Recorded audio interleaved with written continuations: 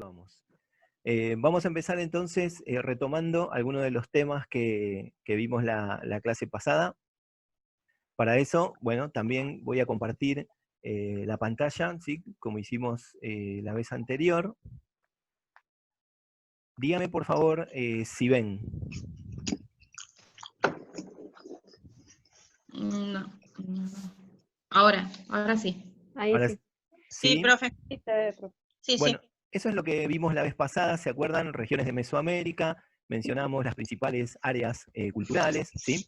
Y lo que quiero retomar hoy es un periodo, ¿se acuerdan que la vez pasada hablamos del preclásico, del clásico, del posclásico? Recuerden que estamos Sí. en Mesoamérica, y estuvimos siguiendo el texto de López y López Austin, ¿está bien? Bien, algunas características entonces del preclásico. Allí tienen, en líneas generales, su duración, ¿sí? Del 2500 al 200 después de Cristo, o sea, del 2500 antes de Cristo, Antes de Cristo, sí, hasta el sí. 200 después de Cristo. Esto siempre es aproximado, ahora van a ver que vamos a trabajar en base a otra bibliografía, y las cifras pueden ser ligeramente diferentes. Pero eso ya lo hemos hablado, es habitual encontrarlo en este tipo de periodizaciones o de tiempos tan remotos, ¿sí? Sobre todo cuando las fechas se toman en base a registros arqueológicos, ¿sí? Bien, aquí tenemos entonces, para repasar algunas características de este periodo preclásico, perdón que me fui con el zoom, pero bien, básicamente la característica que vamos a rescatar es el inicio del sedentarismo, el desarrollo de la agricultura, y ciertas técnicas, como por ejemplo la cerámica, ¿sí? Vamos a mencionar, como ya lo hicimos, un incremento demográfico, o sea, el crecimiento de la población. Ya hemos comentado, ¿no?, que una explicación relativa al crecimiento de la población tiene que ver con el desarrollo de la agricultura, ¿no? Es decir, la agricultura es una práctica que cuando termina de afianzarse, bueno, garantiza el alimento de la población, ¿no? Y bueno, a largo plazo, en un desarrollo medianamente lento, eso favorece el incremento, ¿no?, de la cantidad de habitantes, ¿sí? Acá hay un dato también, un concepto, perdón, interesante, que es el tránsito de sociedades igualitarias a sociedades que ya van a tener ciertas jerarquías, ¿no?, cierta estratificación social, digamos, ¿está bien? Obviamente, vinculado con esta idea, un concepto de especialización del trabajo, ¿no? Es decir, donde vamos a tener personas que desarrollan tareas agrícolas, pero también otras que desarrollan tareas artesanales, tareas relativas al comercio, o incluso una especialización muy propia también, que es la de la religiosa, ¿no? El surgimiento, por ejemplo, de los sacerdotes, que como parte, digamos, de su actividad, ya lo hemos comentado, ¿no?, como intermediarios entre los dioses y la comunidad, también van a terminar siendo organizadores, o finalmente gobernadores, diríamos hoy, autoridades en estas ciudades, ¿sí?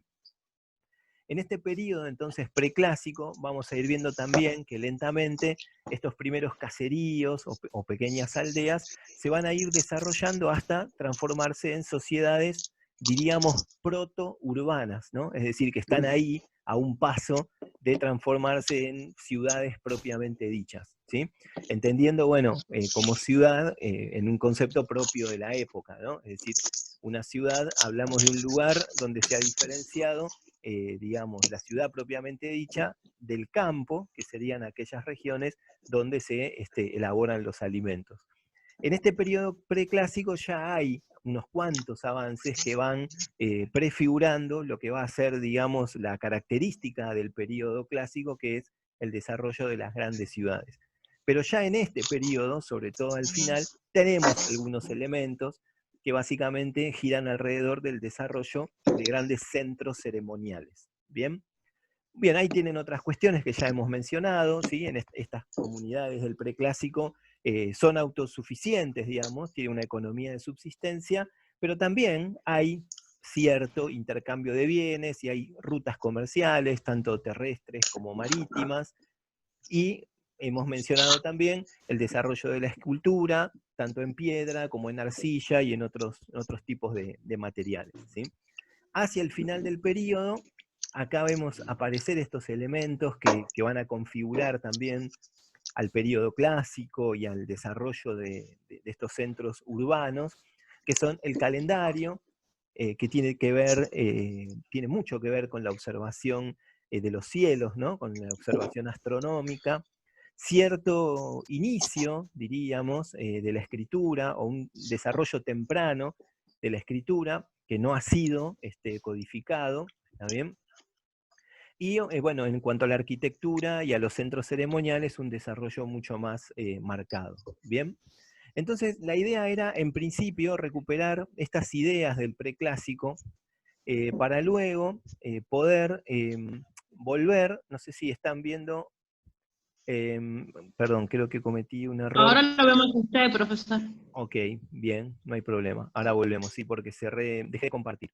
Bien, la idea entonces ahora, una vez que recuperamos estas ideas, es, bueno, observar de un poquito más de cerca, aunque no tanto, porque bueno, los textos que tenemos también son bastante generales, el periodo preclásico. ¿Bien? Díganme si ahora pueden ver la pantalla que estoy compartiendo, por favor. Sí, profesor. Sí, sí, sí. Ok, bien. Entonces, vamos a avanzar un poquito, apenas un poco, con este periodo preclásico.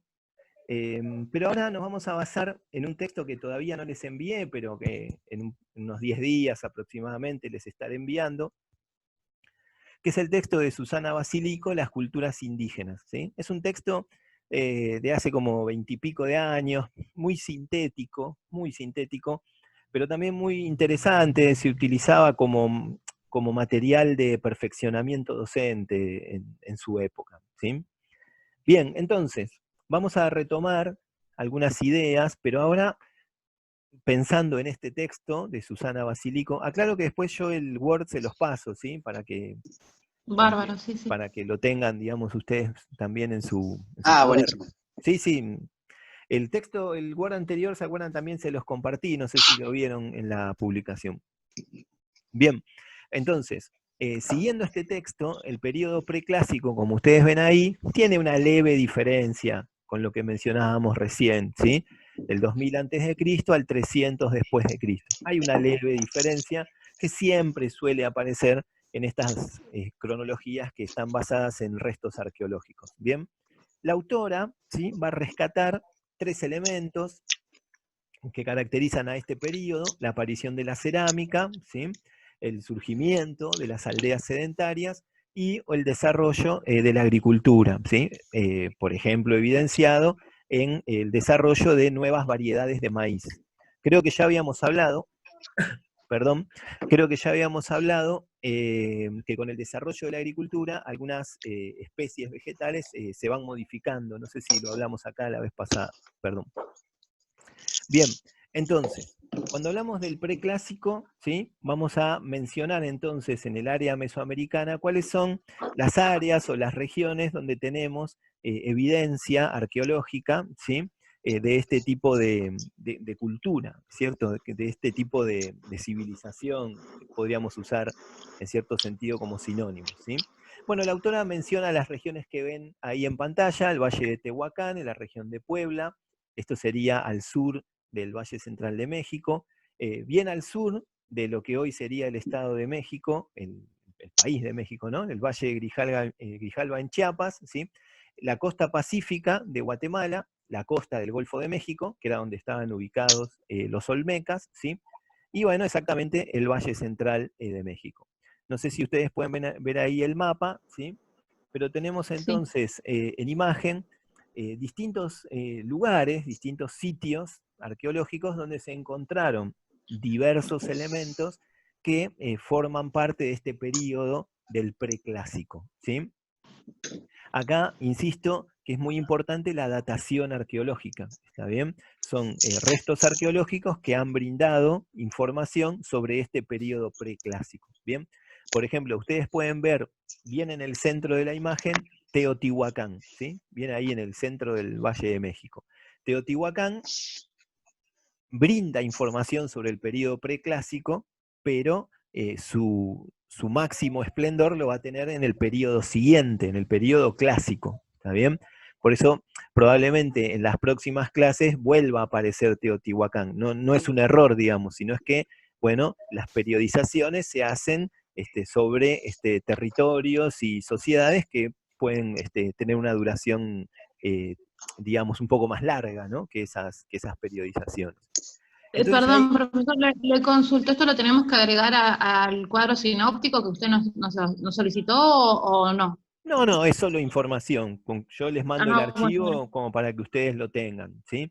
Acá, por perfecto, sí. ejemplo, les pido que presten atención en el mapa, donde dice La Venta, no sé si ven, el sitio de La Venta es el sitio, digamos, por excelencia de los olmecas, ¿sí? No sé si llegan a ver ahí en donde está el sitio de La Venta, ¿sí? En esa región, un poquitito más hacia el norte, está el otro sitio de Tres Zapotes, ¿sí? Que es el otro sitio que también aparece vinculado a la cultura de los olmecas. ¿Bien? De eso vamos a ver algunas cositas a continuación. ¿Bien? Pero insisto que si bien nosotros nos vamos a concentrar en los olmecas, que evidentemente es como, a veces se la toma como una cultura madre, ¿sí? Desde allí, ¿no? Desde la Venta y desde Tres Zapotes, ese desarrollo cultural que tuvieron los olmecas, bueno, se fue difundiendo hacia otras regiones, ¿sí? Es decir, elementos de la cultura olmeca que tienen su origen en el Golfo de México, ahí en esos dos sitios que mencionamos recién, La Venta y Tres Zapotes, los vamos a encontrar también representados en otras regiones, y se supone que lo que hubo ahí fue un proceso, de difusión. Algunos, quizás ya un poquito más arriesgados, yo no lo afirmaría, algunos llegan a proponer que las características de los olmecas, o ciertas características de los olmecas, se difundieron incluso hasta la región de los Andes centrales, ¿sí? Pero bueno, yo ya no me animaría a tanto, ¿sí? Pero bien, lo cierto es que hay un proceso de difusión y pueden observarse elementos de la cultura olmeca en otras regiones de Mesoamérica, ¿bien? Ahora no recuerdo bien por qué, pero bueno, ahí les incluí una imagen de lo que sería el México actual, ¿sí? De Google Maps. Perdón, no, era para ver dónde estarían esas regiones en la actualidad. ¿Ven donde dice Veracruz? Sí. Bueno, ahí en donde dice Veracruz sería esa región donde estaban ubicados los olmecas, por ejemplo, ¿sí? Donde dice Coatzacoalcos, ahí estaría la región, el sitio de La Venta, ¿sí? Un poquito más al norte, el de Tres Zapotes. Bien, habrán visto en el texto, perdón, en lo que hablamos recién, que esta cultura de los olmecas, dijimos que se difunde, estos registros del preclásico los podemos encontrar también en Oaxaca o en Chiapas o en Puebla, ¿sí? Entonces, ahí aparece, no sé si ven, el nombre Puebla, ¿sí? Hacia el norte de Veracruz, hacia el oeste, perdón, de Veracruz, ¿sí? Aparece la región de Puebla, como para que tengan una idea de en qué espacios se encuentran restos arqueológicos propios del periodo preclásico, ¿sí? La región de Oaxaca, más hacia el sur, y la región de Chiapas, casi cayéndonos ahí del mapa, no sé si lo ven, que salió medio cortado, ¿bien? Digamos que en toda esa región vamos a tener elementos de la cultura del preclásico y en otras también. Pero aclaro que nosotros nos vamos a concentrar en lo que vamos a ver ahora, en esa región que ahí ustedes les aparece con el nombre de Veracruz, ¿sí? Y que recién les marqué en el mapa, en los dos sitios arqueológicos de La Venta y Tres Zapotes, ¿está bien? Esa sería un poquito la región en la que nos estaríamos moviendo ahora, ¿sí? No es mucho lo que vamos a agregar, pero bueno, ya le va dando un poquito más de especificidad al tema, ¿bien? Bien, entonces, algunas ideas que nos va a aportar Susana Basilico, ¿sí? Hasta el año 1000 aproximadamente, es decir, durante unos 1000 años, ¿sí? No vamos a ver en estas regiones o en estos centros del preclásico grandes centros ceremoniales, ¿sí? Ni tampoco grandes conjuntos arquitectónicos, ¿bien? A partir del año 1000, a partir de ese año, se observa en el registro arqueológico ciertos cambios que tienen que ver justamente con la aparición de centros ceremoniales de gran tamaño. Centros ceremoniales, hablamos de centros religiosos, ¿sí? Probablemente como consecuencia del aumento de la población, ¿sí? Ya hemos mencionado en el archivo anterior que veíamos de Word, lo hemos mencionado en la clase anterior también, que en este proceso, en este periodo preclásico, hay un incremento de la población y que lo encontramos asociado con el desarrollo de la agricultura. Bien. El cambio que también hemos mencionado la vez pasada, este tránsito de sociedades igualitarias a sociedades jerarquizadas, acá, digamos, en el texto de Basílico también se explica por el desarrollo de centros ceremoniales, ¿sí? Donde estas aldeas, que eran residencia de los jefes locales, se van a transformar en centros políticos y centros religiosos cuando se desarrollen los templos y los santuarios en esos lugares, ¿sí? Es decir, cuando en el registro arqueológico aparecen centros ceremoniales, ¿sí? Lo que tenemos que pensar es que esos centros ceremoniales están ocupando el centro de lo que ya sería o estaría en tránsito, ¿no? a transformarse en una ciudad, y que esos centros ceremoniales están dirigidos por jefes que adquieren el aspecto de sacerdotes, ¿sí? Es decir, las primeras formas de autoridad, más allá de la autoridad que pueda estar basada en las relaciones de parentesco, ¿sí? Las primeras formas de autoridad van a estar revestidas de aspectos religiosos, ¿sí? Por eso, insisto, esta vinculación entre el desarrollo de templos, de santuarios, y esta digamos, relación, este tránsito hacia sociedades que se van estratificando, ¿no? Que se van jerarquizando. Bien. El más antiguo de estos centros, La Venta, que ya lo hemos mencionado, está, bueno, cerca de la costa del Golfo de México, sobre una isla pantanosa. Y hay una descripción que es muy interesante, ¿no? Este sitio general está descrito como una plaza de forma rectangular, donde en uno de sus extremos se levanta una pirámide de tierra. Bien, las pirámides después van a tener también un desarrollo en periodos posteriores, y se supone que también es una influencia, una difusión de la cultura olmeca. Bien. Asimismo, sobre los otros extremos de este rectángulo que conforma la plaza, hay también, ¿sí?, pequeños montículos y paredes, lo que ha quedado de ese santuario, ¿sí? Ahí a continuación van a ver dos links que les dejo.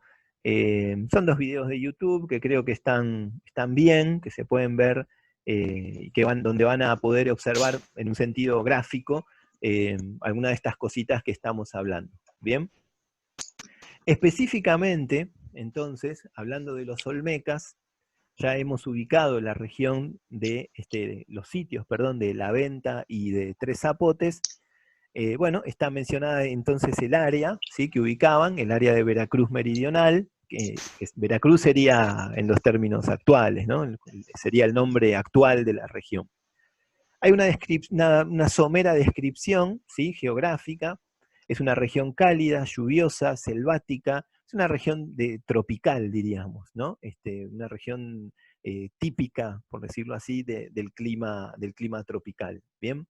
Hay un elemento que es un eje central de la religión, que es el jaguar, ¿sí? El jaguar va a estar representado de múltiples maneras, en el arte. En el arte religioso sería como es decir, el arte y la religión venían como unidos, ¿sí? El arte religioso y el jaguar como tal están muy unidos en esa representación, ¿sí? En términos de economía, ¿sí? Aparece entonces obviamente la agricultura como la base de la alimentación, ¿sí? Y complementada con la caza, la pesca y la recolección. ¿Bien?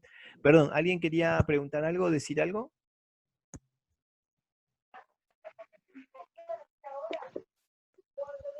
¿No? Ok, sigo entonces, ¿sí? Como hemos mencionado anteriormente, a estas prácticas de agricultura, caza, pesca y recolección, digamos, esta economía, que era una economía básicamente de subsistencia, se complementaba en algún aspecto con el comercio terrestre, ¿sí? Y por supuesto de corto alcance, ¿no? Y marítimo, piensen que es una zona costera, ¿no? La que estamos pensando, ¿no? La zona del Golfo de México. En cuanto a la agricultura, que veo que lo escribí mal, eh, utilizaban la técnica de roza o milpa, ¿sí?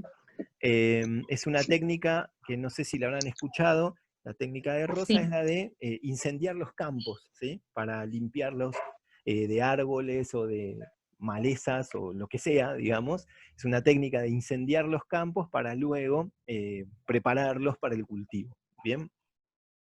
Esa era, digamos, la técnica por excelencia en cuanto a la preparación del terreno, ¿sí? Los cultivos son los típicos de la región, ¿sí? Que los vamos a ver a lo largo de todos los periodos, ¿sí? El maíz, el frijol, que es algo así lo que nosotros llamamos como los porotos, ¿sí? Y la calabaza, ¿sí? Entre otros, ¿bien? Después eso lo vamos a ver un poquito más detallado en las próximas clases. En cuanto a los instrumentos que aparecen y que también son interesantes, bueno, hay hachas de piedra que ya venían, obviamente, de periodos Basta, basta. anteriores, y hay un elemento también que se utilizaba también en otras regiones, incluso en los Andes, que es el palo cavador, ¿sí? Que es un palo, ¿sí? Con una pequeña saliente, así en un costadito, así como para hacer presión con el pie, y bueno, con eso se hacía un agujero en la tierra y ahí se tiraban las semillas, ¿sí? El palo cavador. Es un palo, digamos, para hacer un pequeño agujerito en la tierra y ahí echar la semilla, ¿sí? Imagínense lo que debe ser sembrar un campo con un palo cavador, ¿no? La verdad que un trabajo arduo, ¿no? Bien, la autora menciona algunas costumbres, ¿sí? Yo les rescato estas, ¿no? Esta de deformarse la cabeza, mutilarse los dientes, bueno, como ciertas prácticas, ¿sí? Que quizás habría que pensarlas más desde el orden ceremonial, ¿no? No sé si tanto como que todos los habitantes lo hicieran, pero lo cierto es que hay evidencia de deformación de la cabeza y de, bueno, mutilarse los dientes como una práctica a resaltar, digamos. ¿Bien? Por otro lado, ¿sí? Una cuestión que ya hemos mencionado, en los inicios, los olmecas plantean o aparece, digamos, este concepto, ¿no? De los magos y chamanes como primeras autoridades, como primeros intermediarios, ¿no? Entre la comunidad y los dioses, que cuando surjan los centros ceremoniales y la religión como tal comience a organizarse, comience a institucionalizarse, entonces ahí estos magos y chamanes ya los vamos a poder mencionar como sacerdotes, ¿no? Sacerdotes de una religión que se empieza a organizar y que empieza también a gobernar sobre una comunidad, ¿sí? Como consecuencia, digamos, de este desarrollo, vamos a ver hacia digamos, ya el pleno desarrollo de esta sociedad olmeca, ya una sociedad estratificada, ¿sí? Vamos a tener sacerdotes, vamos a tener artesanos que trabajan en los centros ceremoniales, comerciantes que trabajan, ¿sí? Para los centros ceremoniales, no deberíamos pensar en comerciantes así a cuenta propia, digamos, ¿no? Sino que trabajan para los templos, ¿sí? La gran mayoría de la población que son campesinos y algunos sirvientes siempre vinculados a estos templos, santuarios y centros ceremoniales. Bien, como hemos mencionado, un elemento muy particular de esta sociedad es el jaguar como divinidad principal. Por supuesto, era un animal de la región, era como una suerte de animal sagrado, ¿sí? Que lo vamos a ver representado en varios elementos religiosos, ¿sí? Este animal, además, aparece vinculado a la tierra, ¿sí? Como divinidad, digo, ¿no? Y, perdón, a la lluvia y a la agricultura. Es decir, fíjense que tierra, lluvia y agricultura, bueno, es una deidad del jaguar que está muy vinculado con la subsistencia, ¿no? Es decir, con la vida, básicamente, ¿sí? Van a ver entonces también, estoy siguiendo el texto de Susana Basílico, algunos elementos del arte escultórico donde aparecen elementos felinos, ¿sí? Recuerden que algo de esto ustedes ya lo habían hecho, ¿se acuerdan cuando completaron el cuadro? Sí. El culto al felino, por ejemplo, en la El región de culto al los Andes felino. también existía, ¿no? Y de manera independiente, digamos, digo, son características que a veces aparecen con cierta similitud, pero digo, a veces los investigadores suponen que hay difusión entre una cultura y otra, no sé, son momentos y distancias bastante diferentes, ¿sí? En cuanto a Sí, la y en el cerámica, clásico, sí, perdón, profesor, en el clásico aparece también Panteón cristalizado, dice, cuando aparece claro, la claro. arquitectura. Claro, se va como cristalizado en el sentido que ya hay dioses con nombre propio, que ya tiene una Claro, figura sí. definida, ¿no? Acá estamos como en esos orígenes, digamos, ¿no? De este pensamiento mágico religioso, podríamos decir, ¿no? Exactamente, sí, es exactamente así. Mm. Bien, en cuanto al arte que estábamos hablando escultórico, una cerámica zoomorfa, es decir, una cerámica con forma de animales, con cierto modelado de figuras, que también habla de una técnica artística que se va desarrollando. La arcilla y la piedra, que vamos a ver que trabajaron con maestría, ¿sí? Y unas figuras que quizás son las más conocidas, que es la de lo que se llama las cabezas baby face, ¿no? O cara de bebé.